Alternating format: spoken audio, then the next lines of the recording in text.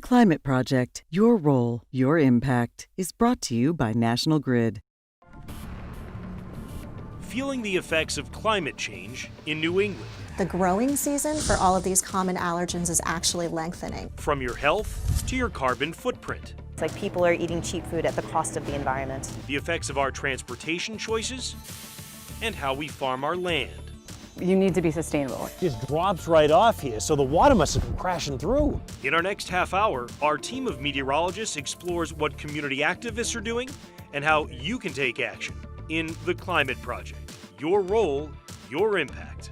Across New England, climate change is posing new risks and exposing vulnerabilities in communities. More frequent and extreme weather events are expected to damage critical infrastructure, presenting a safety and financial problem for small towns. Welcome to Dorchester, New Hampshire. You're on Province Road, where there once was a bridge that went all the way across the south branch of the Baker River. Then the floods came in 2005. Heavy rain events, like we're seeing more of with climate change, washed this bridge out, and it's still out to this day. We had a rain event that just washed the bridge away. Dorchester's a town of 350 people, so this is a real struggle for us to put something like this back together again. Sherman, what was the importance of this road? From an emergency management point of view, we only have a north-south exit out of the road. So if we have an event that blocks us getting out on Route 118, we're stuck here. Nothing can come in, nothing can come out. We had a forest fire here, and Dorchester doesn't have a fire department. Half the town is taken care of by Canaan and half the town by Rumney. This was Canaan's section. They had a fire on the other side of the river, and they couldn't get across the river. So why not just buy a new bridge? Well, like I say, we're a small town, and a bridge like this costs close to $1 million to put in a bridge like this. So we applied for state bridge aid, but state bridge aid will cover 75% of the cost. Even 25% of close to $1 million is too much for the town. We just can't afford something like that. When you look at an event like 2005, what does a town like Dorchester do to recover from this event? I mean, it's been 14 years. What happens over those 14 years?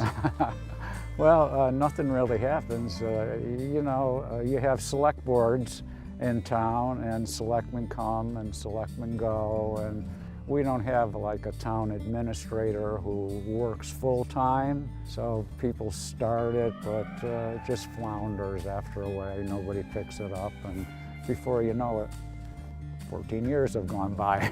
We have the FEMA grant. We have the state bridge aid also. So 5% we can handle that, so we're in the works now.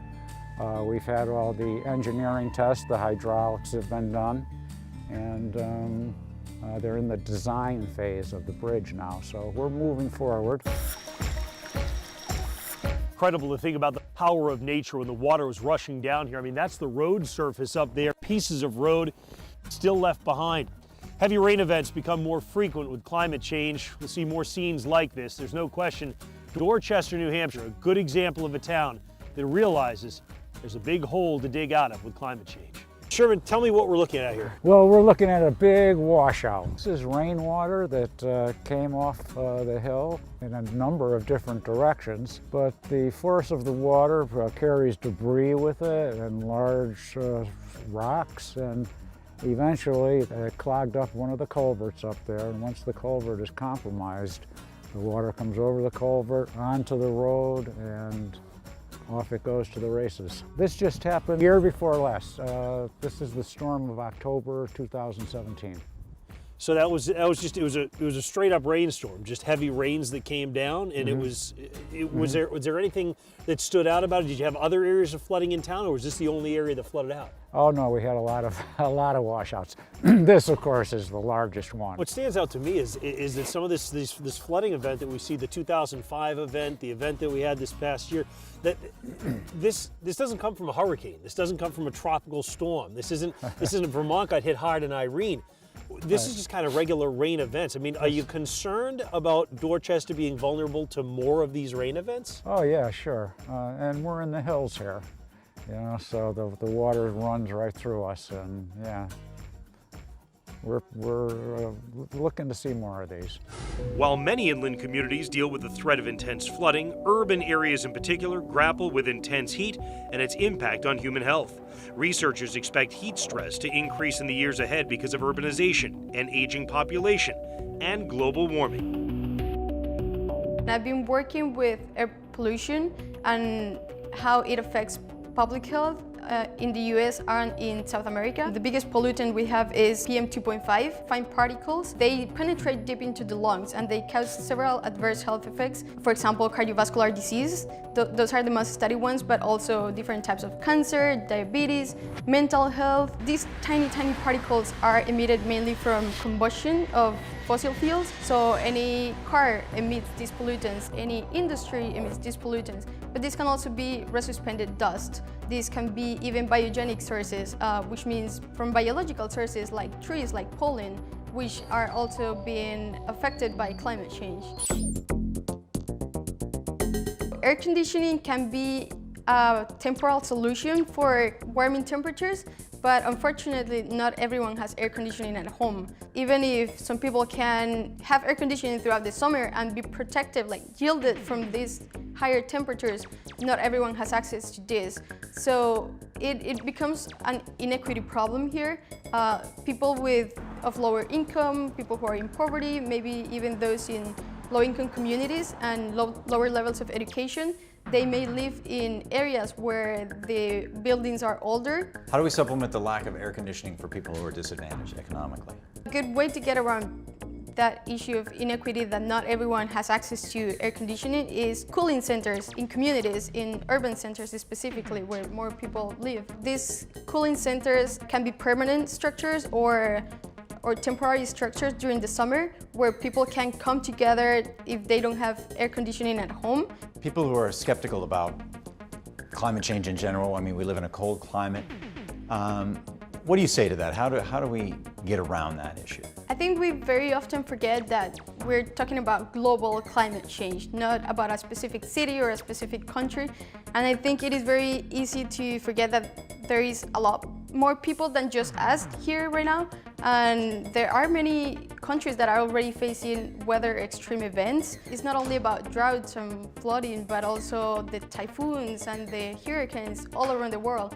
And these are becoming more frequent. During hot spells in the summer, certain people are particularly at risk for heat-related illness. That's where Boston Healthcare for the Homeless steps in and provides a cool environment, hydration, and medical attention if necessary. It's super important for for the public to know that if you do have relatives or neighbors who are elderly, make sure to check in on them. If you experience any nausea, vomiting, abundant sweating, weak and rapid pulse, headaches, those are all signs of heat exhaustion. And if they are not treated by hydrating yourself effectively, by getting into a cool environment, they can progress to include loss of consciousness. And that in and of itself is called heat stroke, and it's a medical emergency. You would have to activate 911 to get yourself or a loved one who is experiencing those symptoms immediate medical care. Whenever you're in a public health or in a local government position, you always have to think about all the allocating resources. But I can say, as a physician, as someone who cares for individuals with heat stroke or heat exhaustion in the summertime, that it is a pressing need, it's an urgent need, and if climate change continues, it will continue to be an even greater one. Rising temperatures are also leading to longer allergy seasons and worsening air quality. Multiple studies show that as the climate warms, pollen seasons are starting sooner, lasting longer, and producing more allergens than in the past. I think we really need to worry about the lengthening of the growing seasons. I think we really need to worry about some of these insects migrating up. And I think we really need to worry about these extreme weather events that they see in terms of both flooding, leading to increased mold exposure, but also we have to be worried about thunderstorms. Thunderstorms have been associated with asthma exacerbations and with exposing people to more allergens in the pollen. The growing season for all of these common allergens is actually lengthening. So when it comes to certain trees, there's some good data for birch especially, which is a really common tree allergen up here. That growing season has actually started earlier, okay? which is not good news if you're birch allergic. At the same time, ragweed is where we see some of the best data for a real lengthening of the growing season, because ragweed starts up in August and it stops when you get the first frost. But if you're not getting the frost until much later because of warm temperatures, then that ragweed is going to continue to grow and going to continue to release pollen. Can you say for sure that there's a correlation between climate change and an increase in allergies and asthma in New England? Yeah, I mean, it's not just a guess that I'm making. There's actually really good data by a lot of people looking at the growing season throughout the United States. And what's interesting is that we're especially victims of it in the northern latitudes, because if you look down south, the growing seasons haven't changed all that much, but up north, where we really depend on these cold winters, we're really seeing an impact there. Climate change has major impacts on healthcare. Now more than ever, physicians are speaking out on how it is impacting the way they do their job. More pollen around for longer periods of time, yes. I think there's a growing recognition among physicians that this isn't just a sort of population health issue. It matters to our ability to do what we've been trained to do, to deliver medications, to do surgeries. We have as our obligation in healthcare to provide health for the populations we serve. And a part of that, I think people are increasingly recognizing, is controlling our greenhouse gas emissions. When you started doing this and working on the relationship between health and climate, did colleagues and your peers think you were crazy? There was certainly a fair amount of questioning looks about why would someone who's a doctor, a medical doctor, and a pediatrician care about something like climate change. I mean, at the time I started this, people were reasonably well informed in the medical community about climate change, but it really wasn't clear what it had to do with the practice of medicine. People are less uncertain about that today, having been through, for example, Hurricane Maria, which knocked out an IV fluid manufacturing plant, a plant that made these bags for IV fluid and medications, that caused a national shortage of availability of these critical medical supplies. So one storm disrupted the entire nation's supply, and even here in Boston. We know that hurricanes, because of climate change, are getting stronger. They're putting down more rain, they're moving more slowly. Storms like that are going to be more likely than not moving forward. So there's a growing recognition that climate change not only matters to health profoundly, but it matters to our ability to do our jobs as doctors. As the general population becomes more environmentally conscious, commuters are seeking greener options. Coming up, how one public transit agency is investing in the future and reducing its carbon footprint.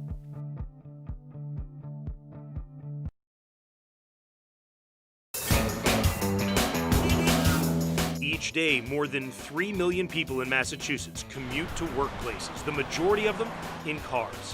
One report out earlier this year found Boston to have the worst rush hour traffic congestion of any city in the United States. The MBTA on a typical day serves 1.4 million trips to our customers. Public transit on a passenger mile basis has a much lower carbon footprint than driving, for instance, in a single occupancy vehicle. It also reduces congestion, fewer people on the roads, fewer cars moving slowly in and out the city, emitting greenhouse gases. So we believe transit provides a significant benefit in this regard. The City of Boston's goal of being carbon-free by 2050, and some of the ways we're working to be a partner with them is we are exploring ways to transition our bus fleet first to hybrid vehicles and eventually to all-electric vehicles. The subway system is already electric. We think we have a role to play in this transition, and we look forward to working with our partners in the city. The MBTA is in the process of introducing new cars on the red and orange line. That service is going to become more reliable, and we're also going to add capacity there. Transportation is now the largest source of carbon emissions in the United States. In many U.S. cities and towns, single vehicles have made it the single greatest polluter due to emissions thanks to so many cars on the roads. But what are the statistics compared to other modes of transportation? We've come here to the production line to find out how these new cars are helping the environment.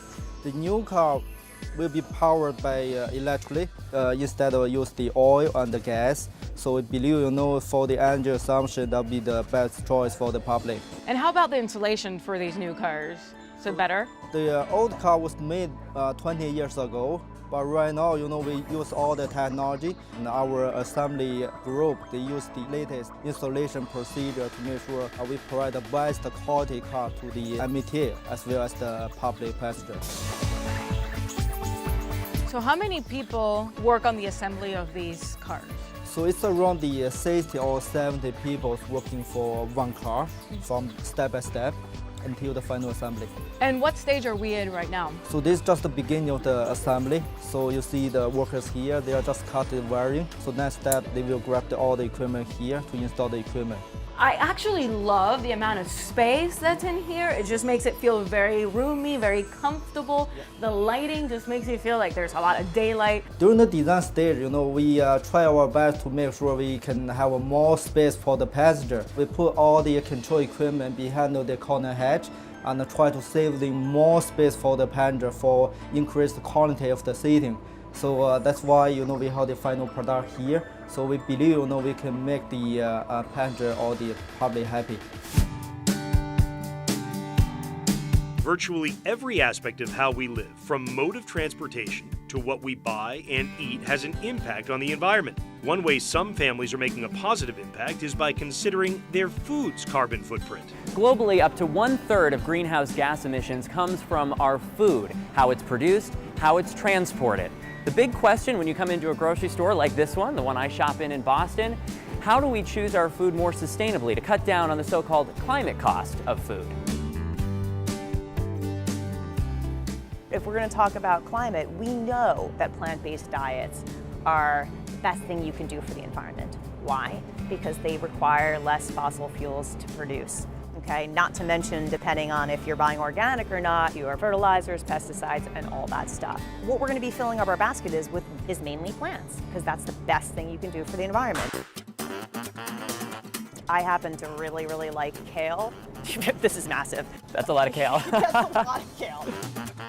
But I happen to be a huge fan of tofu. Look at all these choices. Tofu is basically pressed soybeans, and it is a protein food. It creates 3.5 kilograms of greenhouse gas emissions to produce tofu, compared to 105 kilograms of greenhouse gases for beef. That's a huge difference. Yeah, it's more than 30 times. So when people are paying cheap prices for food, it's because they're produced cheaply and they are leading to climate change. So it's like people are eating cheap food at the cost of the environment. So legumes, peas, beans, and lentils are really important for the environment. They actually contribute nitrogen to the soil. That's a good thing. I love these red lentils. They are so fantastic. I shouldn't be ashamed to be getting veggies out of the frozen foods aisle. You should be proud. First, really inexpensive. Secondly, very nutritious. Some people think, oh, my local fresh produce is the healthiest, more nutritious. No, that's not true. With a lot of these frozen vegetables, they come to you straight from the farm because they're flash frozen on site. Convenience is important here in the US, so you want to get your box of lettuce, go ahead.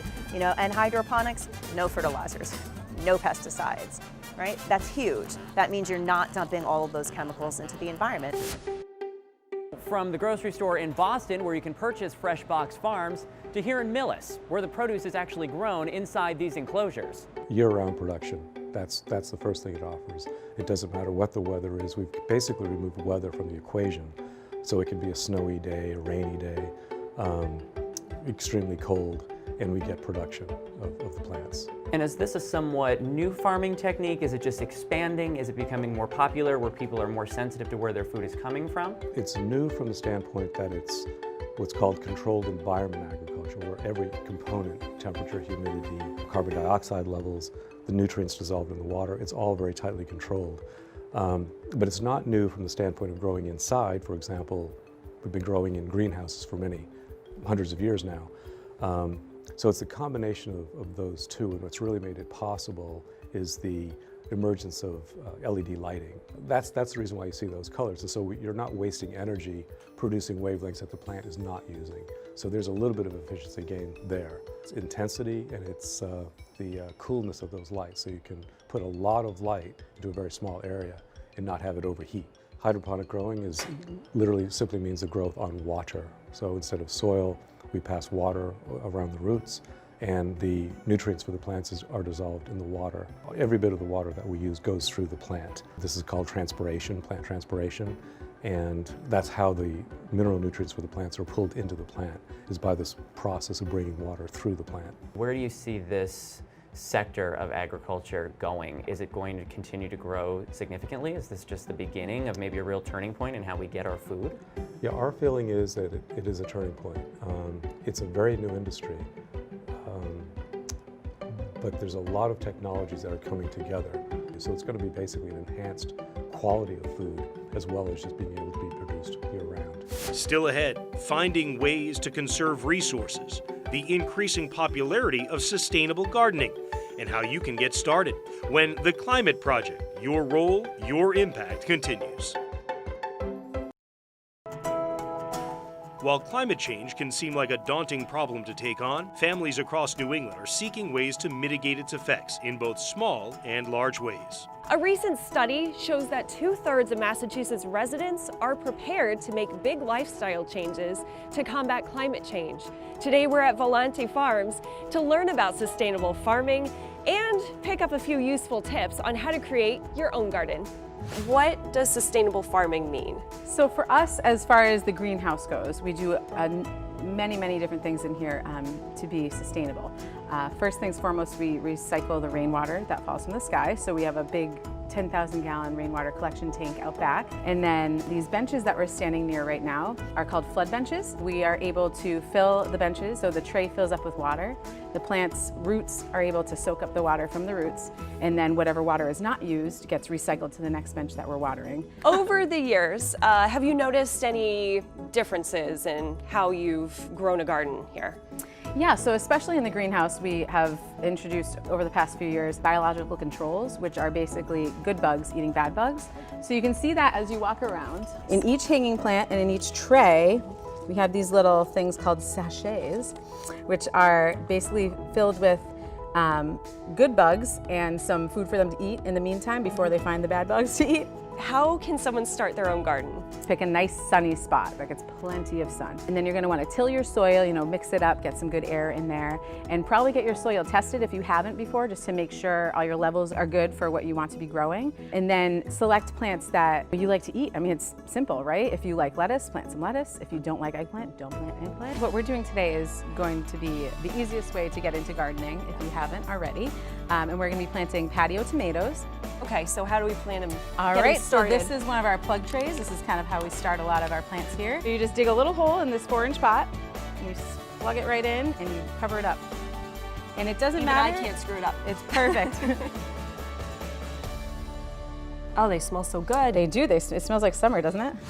You need to be sustainable. My brothers and I are the 4th generation owners of this farm, so year after year, we're always trying to think of how we can improve our relationship with Mother Nature and how to further, just save natural resources as much as we can. Now that we've learned about sustainable gardening, what about low-income families who can't afford to make a big lifestyle change?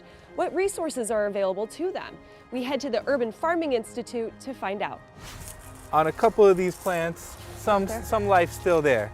I see. And on your right, we have the curly kale. The Urban Farming Institute is a wonderful place. Our mission is truly to create a place so that we can develop urban farmers. But the other part of the mission is to clearly engage the community, get everybody growing, to hopefully affect the health of entire community.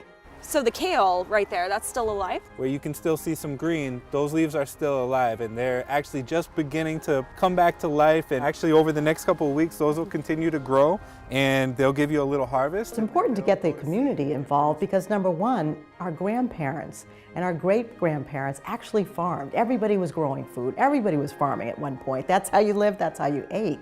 So now we are so removed from the whole growing system, the whole network, that we want everybody to learn where their food comes from again. From the littlest 2-year-old, I want her to learn that a carrot does not necessarily come from bird's eye, but it actually comes from out of the ground, and you just kind of brush it off and you can eat it. Climate can be variable in any given year. All of our farmers know that.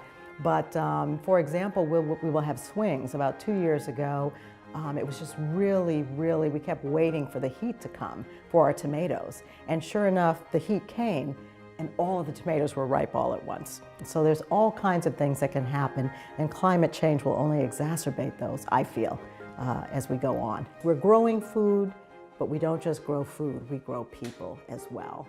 With climate change an everyday reality, New Englanders continue to be progressive and forward-thinking with transportation, sustainability, and taking preemptive measures when it comes to our health.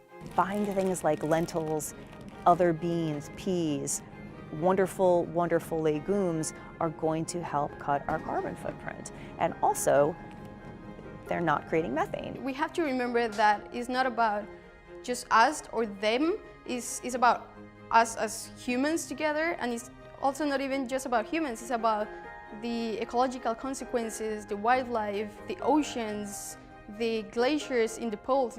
It's about the entire Earth. I bike year-round to work. Rain, sleet, snow, or shine. Not only is it good for my health, I don't have to worry about where I'm going to park every day. I'm not sitting in traffic. I'm a die-hard bike commuter, and it would be very hard for me to give that up.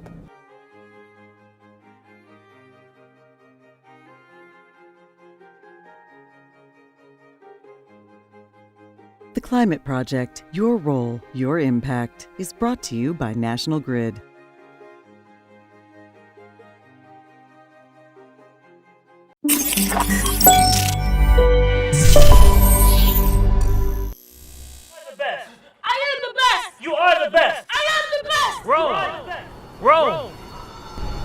Rome! Son, come back in. I lost my family! He has a godmother in Philadelphia.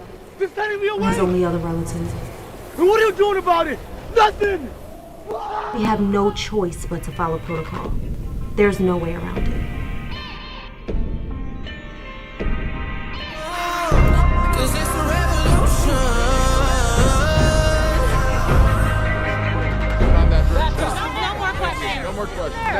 Bullshit! He said bullshit! You're saying you're doing a good job. Whole time people out here looking dumb as hell. I just call bullshit when I see it. Think about it. All we know, people selling, people robbing. We got family members still in that trap life. We not worrying about the consequences because we too broke. The inability to understand the consequences of one's actions based on financial privilege. It's called affluenza. What? Man, I don't believe that. Believe it, it's real.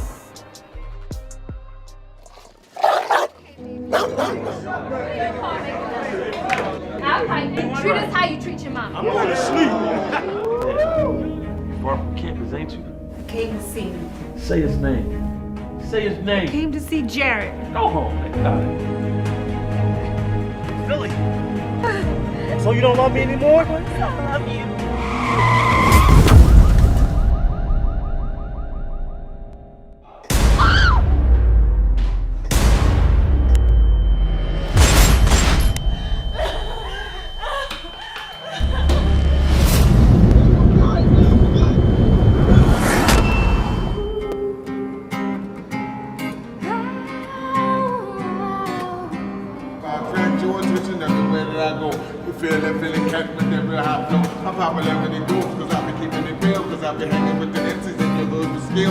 Don't even ask me if it's okay. I know you do what you want. You don't have to ask me if it's okay. I know you do. So, is there a problem? I see something I like that takes my breath away. I need to look at it. I need to stare at it. I need to chase it from the train station and learn her name. That's sweet. That's really sweet.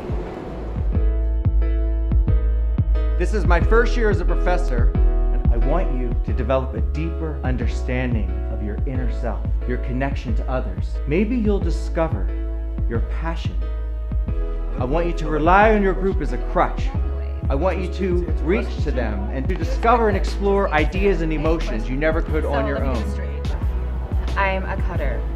Why do you do that? It's a way for me to feel the pain and be relieved. That's something that I struggle with. I want you to remember something. A dream that you dream alone is just a dream. But a dream that you dream together, that's reality. Welcome to college. We're gonna have to help each other if we want to pass this assignment. We're gonna have to be honest with one another, so maybe we can figure out what's going on in here and in here. Wow.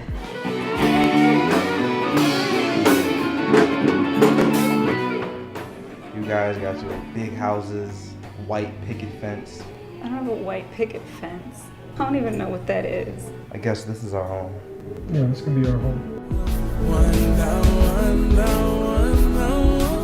You must be not one. Play one-on-one. Are you crazy? For your heart. No. Let's get a ball first. You got the umbrella. I'm not messing up my